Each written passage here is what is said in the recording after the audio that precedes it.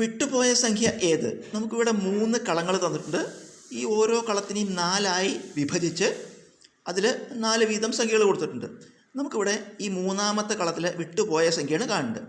അപ്പോൾ നമുക്ക് ഈ സംഖ്യകൾ തമ്മിലുള്ള ബന്ധം നോക്കണം. ഇതിലത്തെ നമുക്ക് മുകളിലത്തെ 2 സംഖ്യകൾ എടുത്തിട്ട് അതിൻ്റെ സ്ക്വയർ കണ്ട് കൂട്ടുക. ഈ താഴത്തെ സംഖ്യ എടുത്ത് അതിൻ്റെ ക്യൂബും കണ്ട് കൂട്ടുക. അതായത് 2 സ്ക്വയറും 4 സ്ക്വയറും 1 ക്യൂബും കൂടി കൂട്ടി നോക്കുക. 2 square plus 4 square plus 1 cube. 2 square എന്ന് പറഞ്ഞാൽ 2 × 2 4. 4 സ്ക്വയർ 4 × 4 16. 1 ക്യൂബ് 1 × 1 × 1 1. 16 4 21 കൂട്ടിയ 21. ഈ 4ാമത്തെ സംഖ്യ കിട്ടി. അതുപോലെ എന്ത് ചെയ്യണം? 3ൻ്റെ സ്ക്വയറും 5ൻ്റെ സ്ക്വയറും 2ൻ്റെ ക്യൂബും കൂടി കൂട്ടണം. 3 square plus 5 square plus 2 cube. 3 square 3 × 3 9. 5 square 5 × 5 25. 2 cube 2 × 2 × 2 8.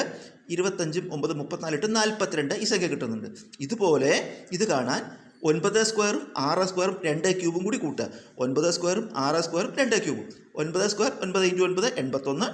6 square 6 × 6 36. 2 cube 2 × 2 × 2 8. ഇതെല്ലാം കൂടി കൂട്ടുമ്പോൾ ഉത്തരം 125 എന്ന് കിട്ടും. അപ്പോൾ ഇവിടുത്തെ വിട്ടുപോയ സംഖ്യ ഉത്തരം 125.